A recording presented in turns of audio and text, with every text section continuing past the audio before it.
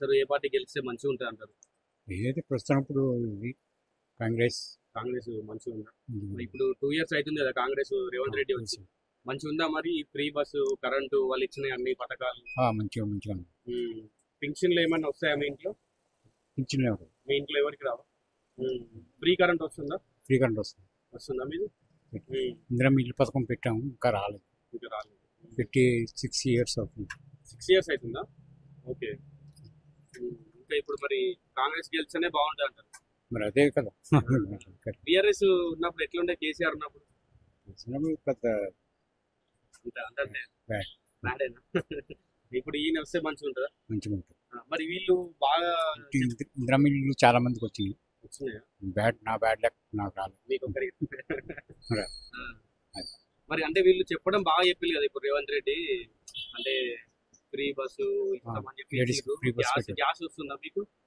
Gas వస్తున్నాం, cash పెట్టుకుంటాం. 500 తగ్గుతుంది, 500కే ఇస్తాను.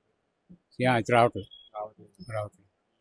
ఇంట్లో ఎవరైనా ఆడపిల్లలు ఉంటే ఫ్రీ స్కూటీ ఇస్తామన్నారు. అది ఇవ్వలేదు. ఇప్పుడు ఉద్యోగం లేకుంటే ఎవరైనా పిల్లలు ఉంటే వాళ్ళకి 25,000 ఇస్తాం, 25,000 ఉద్యోగం. అవి కూడా ఏమి మరి ఇవన్నీ రాకపోతే మళ్ళీ కాంగ్రెస్ వస్తే ఎట్లుంటుంది అంటారు? ఇప్పుడు కాంగ్రెస్ ఇప్పుడు అధికారంలో అది ఉంది కదా, అది వస్తేనే పని అవుతుంది ఏదైనా చేయాలనుకుంటే. టీఆర్ఎస్ వస్తే అధికారంలో లేరు కాబట్టి పనులు జరగడం కష్టం అవుతుంది. ఇప్పుడు ఇంతకుముందు ఎట్లుండే మరి? మాగంటి గోపీనాథ్ బీఆర్ఎస్ అప్పుడు ఉండే కదా. అప్పుడు మాగంటి గోపీనాథ్ మంచిగా చేసుకుంటా. మా అమ్మాయికి ఇది కళ్యాణ లక్ష్మి పథకం 1,00,000 రూపాయలు వచ్చిందా అప్పుడు? అయితే ఇప్పుడు మరి వాళ్ళ భార్య ఆయన ప్లేస్ నుండి ఉంటుంది కదా, మరి కొంచెం సింపతి తోటి ఏమన్నా ఓట్లు వేస్తారా? అదే పాయింట్ ఉంది. సింపతితో రావచ్చు. వస్తాయా? మరి గెలిచే ఛాన్స్లు ఎవరికి ఉన్నాయి మరి ఎక్కువ? రెండు సమానంగా ఉన్నాయి. అంతే అంతే. ఓకే. మీరు మాత్రం కాంగ్రెస్ కి. మీ ఇంట్లో ఎన్ని ఓట్లు ఉన్నాయండి? మా ఇంట్లో 6 ఓట్లు. 6 ఓట్లు. మరి వేరే వేరే పార్టీకి తల 2 ఓట్లు వేస్తారా లేకుంటే? ఏమో వాళ్ళ ఇష్టం, ఒపీనియన్ ఎట్లా ఉందో అలా వేస్తారు. ఓకే. ఎవరి ఇష్టం వాళ్ళకి. ఏ పార్టీ ఓటేస్తారు మీరు? ఇంకా ఏ పార్టీ గెలిస్తే మంచిగా ఉంటుంది? మాకైతే ఇక్కడ ఓటు లేదు కానీ ఊర్లో ఉంది. ఏ పార్టీ గెలిస్తే బాగుంటుంది అంటారు మరి? ఇక్కడ నవీన్ యాదవ్ వస్తాడు పక్క ఆయన వస్తా అంటారా? ఎందుకంటే ఆయన ప్రజలలో తిరుగుతాడు, ప్రజలలో ఆయనకు సానుభూతి ఉంది. ఏ ఆపదైనా దేనికైనా వస్తాడు, వస్తాడు. మీరు ఈ ఏరియాలో ఎన్ని సంవత్సరాలుగా ఉంటున్నారు? నేను 15 సంవత్సరాల నుంచి ఉంటాను. కొంచెం ఈయన నవీన్ యాదవ్ బ్యాక్గ్రౌండ్ ఏం కరెక్ట్ కాదని కొంతమంది అన్ని పుకార్లు అవన్నీ.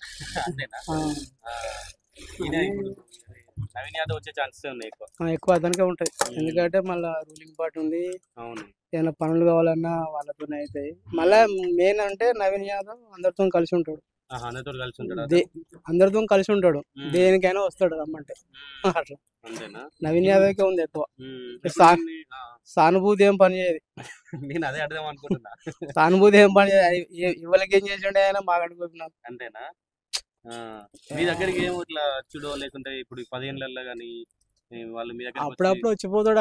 అప్పుడు ఆయన ఉన్నప్పుడు అక్కడక్కడే వచ్చిపోయేది. ఏదైనా ఇక్కడ ఇప్పుడు పైప్ లైన్ శంకుస్థాపన చేసిపోయాడు అప్పుడు. అది అట్లనే ఉంది. మళ్ళీ కాంగ్రెస్ వచ్చినాకనే మళ్ళీ పనులు స్టార్ట్ అయింది. అంతేనా? ఇప్పుడు మరి నవీన్ యాదవ్ వస్తే మీకు ఈ అభివృద్ధి జరుగుతుందనే నమ్మకం ఉందా మీకు? జరుగుతుంది, కంపల్సరీ జరుగుతుంది. ఒకసారి ఛాన్స్ ఇవ్వాలి యువకుడు కదా. ఆల్రెడీ ఇప్పుడు ఇది మూడోసారి పోటీ చేయడం.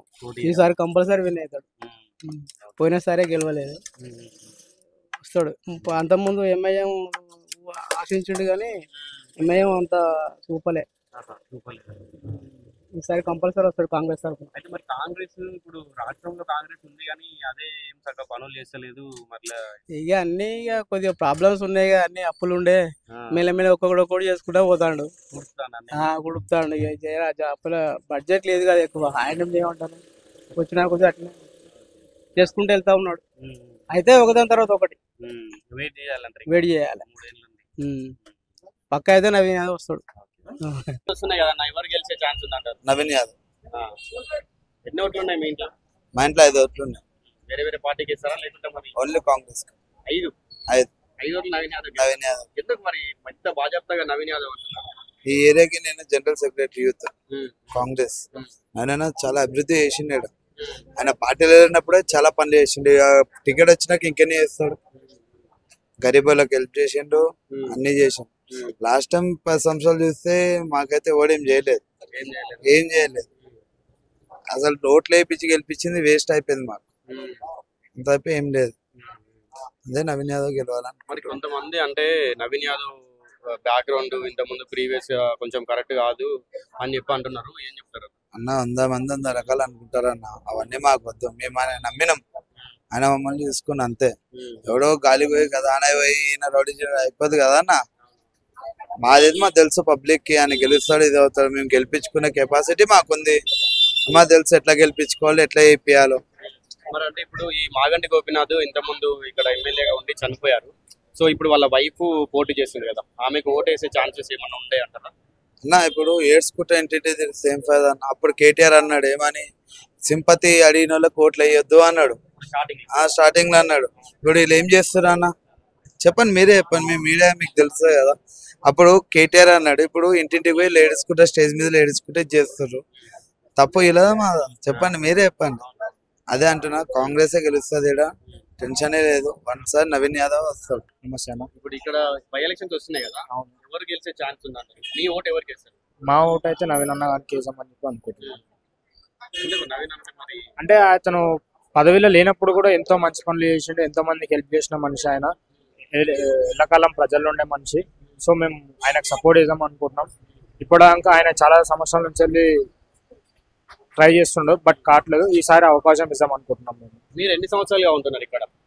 నేను పుట్టినప్పటి నుంచి ఇక్కడనే ఉంటున్నాను, చిన్నప్పటి నుంచి ఇక్కడే ఉంటున్నాను. నేను నవీన్ యాదవ్ ని చూస్తా ఉన్నారు కదా, ఏం చెప్తారు అతని గురించి? అంటే కొంతమంది ఏమో కొన్ని రకాలుగా అనుకుంటా ఉన్నారు. అవన్నీ వచ్చే చెప్తుంటారు, అవన్నీ గాలి మాటలు, కానీ ఏముండవు అది. ఆయన అతన్ని దగ్గర నుంచి చూసిన మనుషులు, మేము లైవ్ లో చూసిన నేను. ఆయన చాలా మంచి వ్యక్తి, పోయినప్పుడల్లా రిసీవ్ చేసుకుంటాడు మంచిగా. చిన్నోడని పెద్దోడని మంచిగా రెస్పెక్ట్ ఇచ్చి మాట్లాడతాడు. మీకు ఏం కావాలని అడుగుతాడు, మన ప్రాబ్లమ్ ఏమన్నా సాల్వ్ చేస్తాడు, మనకి ఏమైనా హెల్ప్ కావాలంటే హెల్ప్ చేస్తాడు. చాలా మంచి వ్యక్తి ఆయన. ఎన్ని ఓట్లు ఉన్నాయి? మా ఇంట్లో 4 ఓట్లు ఉన్నాయి. 4 ఓట్లు కూడా 1 సైడ్ నవీన్ అన్న గారికి, 1 సైడ్. దాని టోకెన్ ఒక సైడ్ చూసుకుంటే బీఆర్ఎస్ బీజేపీ కూడా ఉంది కదా.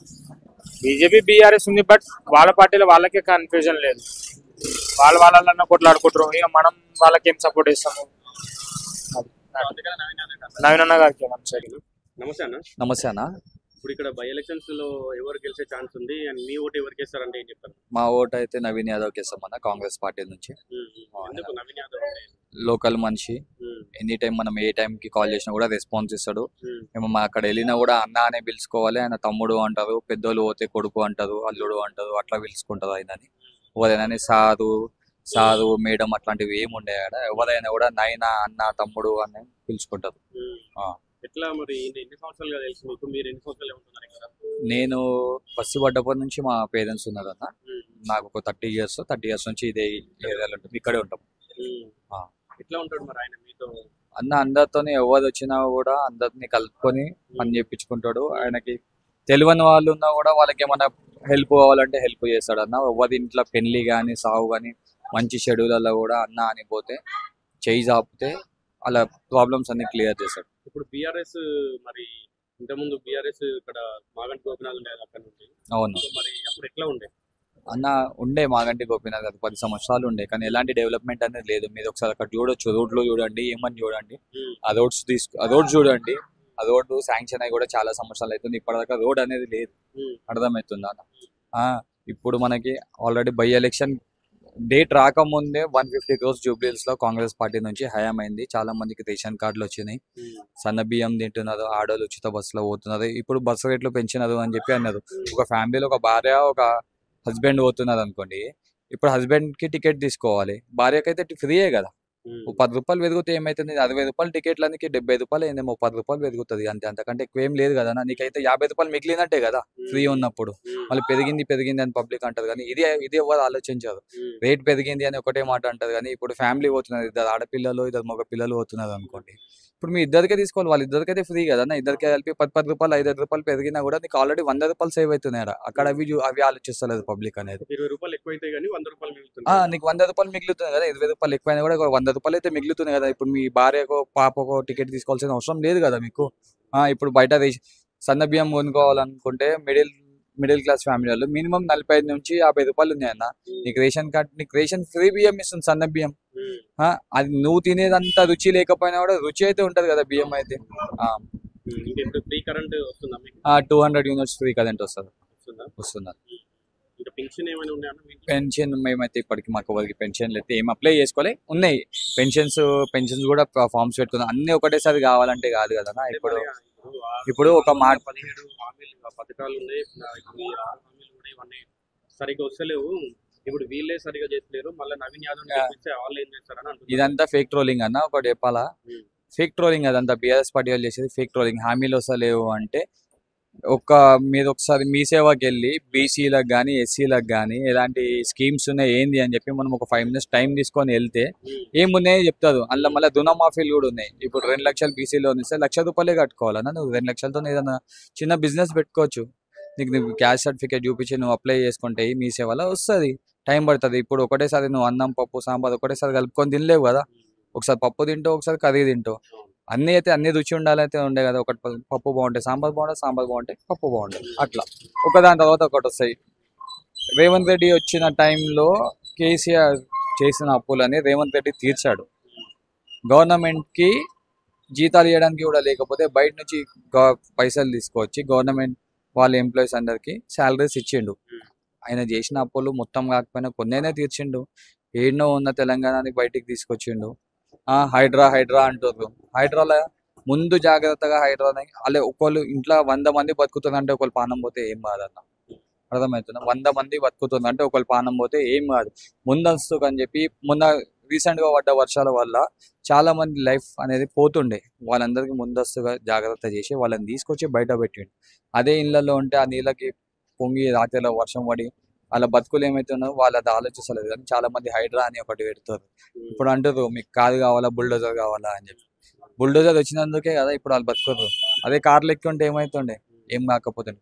పబ్లిక్ ఏం చూతే కాదన్న, 10 సంవత్సరాల నుంచి చూసారు ఓవర్ ఏం చేసేది అన్నది.